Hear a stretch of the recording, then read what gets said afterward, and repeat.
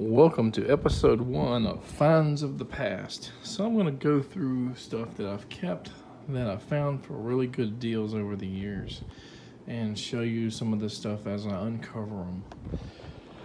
So, at Goodwill, still got the Goodwill stickers. Sealed Iron Sword. Wizards and Warriors 2. Still sealed in good condition. Still sealed, Blades of Steel for NES. Still sealed, WrestleMania NES. See the price that I paid for them? Original Goodwill stickers. These aren't the only deals I've found at Goodwill over the years, but that's probably it for this episode. But we're going to look at some other stuff that I found as well. So, WrestleMania, a loose cart, in okay conditions, probably not worth very much. These guys were probably, when I bought them several years ago, probably $150 for all three. Now who knows what they are. I'm not even, no one is going to buy, a $5 or $10 game for, $100, $200, $300, whatever dollars they are now, just to open them, unless you're rich and you are just trying to make some YouTube views, making YouTube videos or something, just to show off and trying to get something. I'm not going to do that for YouTube. There's no reason, like this, we often talk about, how collectors take vintage stuff that's not in production anymore, retro games and such, and they take them, away by putting them in their collection and not doing anything with them. Take them away from would-be gamers that want to play them. This is not the case. Panzer Dragoon for Sega Saturn. So I got this at an estate sale.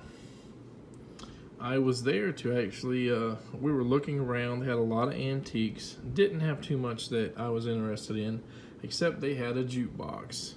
It was a Row R86. I kind of made a, last minute deal because it didn't really sell throughout the day. I ended up getting the jukebox.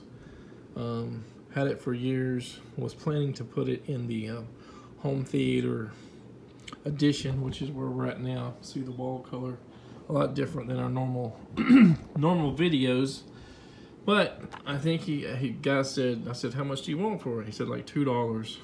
We grabbed a few other things at the yard sale, and by the time we got to checkout, I think he said just take it free. So that's a pretty good deal, if you ask me. Now on to one of my favorite systems, Lunar, or I should say system, Sega CD, Lunar Silver Star. Found this at a pawn shop. So before pawn shops put everything on eBay, they would hold it on their shelves for so long and then they would discount them.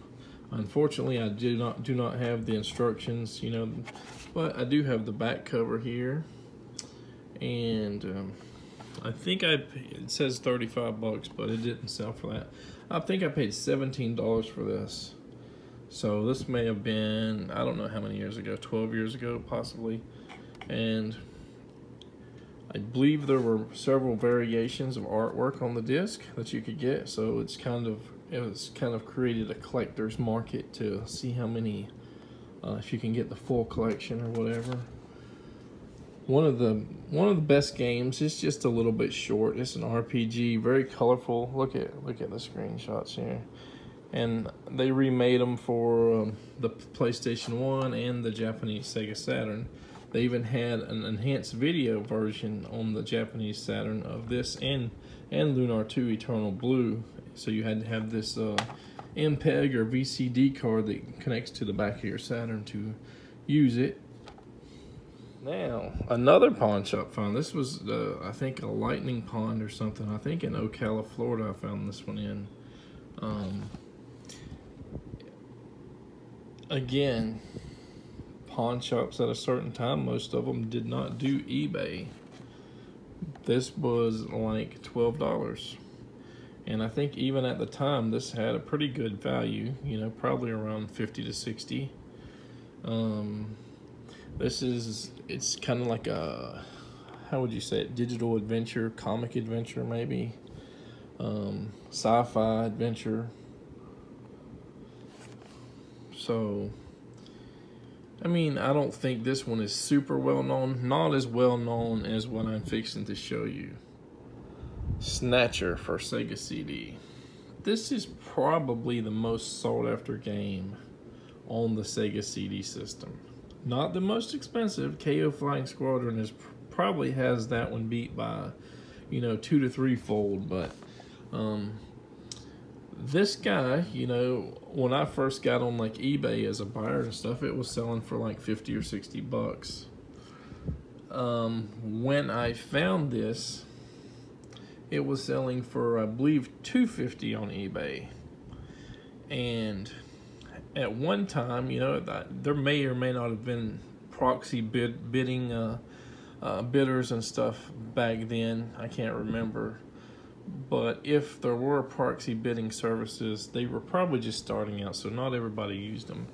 So if you wanted something really expensive that normally went really expensive, you might have a good chance of getting it if it went off on a certain time in the day.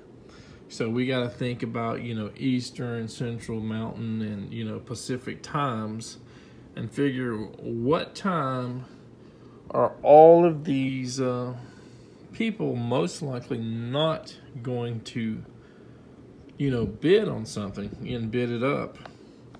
So around, I think, 7 a.m. Eastern Standard Time, you know, California people are, you know, finally going to sleep or whatever, that are staying up waiting for their eBay auctions. I got this, I believe, for 55 bucks or something like that. So it's not like an amazing yard sale or thrift store find, but it's still, you know, it was a $250 game, and now it's between, what, $800 and $1,500, depending on the time of year or whatever. Another kind of digital adventure. Now, they released this in Japan on a few systems, but I think the Sega CD is the only one that had the gun support, the Justifier gun support. So you had a few little gun parts where you know, light gun.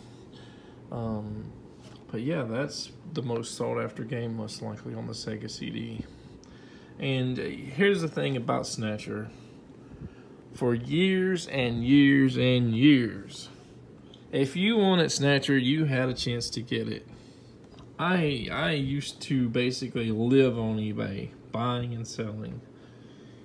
Unless you just come into the market in the last year or two, you could get Snatcher some way, somehow.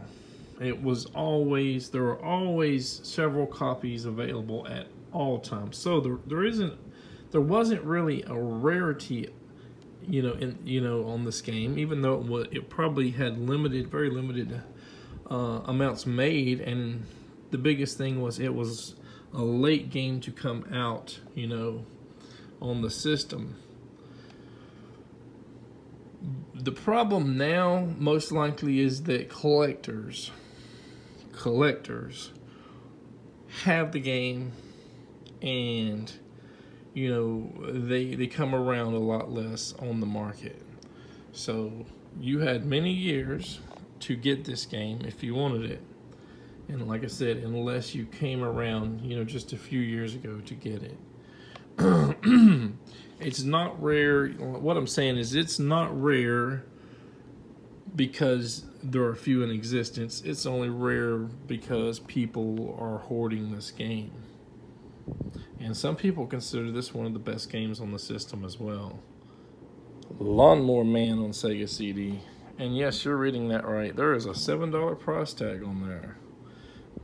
10, 12 years ago, I bought this, for probably cheaper than the sticker price, probably like $3. So I I guess some people consider it kind of a misunderstood game. Some people love it, some people hate it. I love the Sega CD. I kind of wish that the games just stayed in a similar price range over the years, and that it would have been more successful in the market and more accessible to everybody. Because it's like the 3DO, you know, games are getting harder to get. You have games, Super Nintendo, PlayStation 2, you know, a lot of the games out there are out there, whether or not you can find them easily. Just like I talked about Snatcher, people are just kind of hoarding them up, and it's not that they're rare, but it is what it is, you know. The Sega CD had a pretty small library. So, in episode 1 here, which deal would you prefer to get? These 3 Nintendo games still sealed for $9 plus tax? Or Lawnmower Man for about $3? Space Adventure Cobra, $12. Panzer Dragoon on the Sega Saturn with a $2 price tag that I got for $0.00 because I bought other items at the estate sale. Snatcher for around $55. Or Lunar Silver Star without the instructions for $17. Alright guys, take care.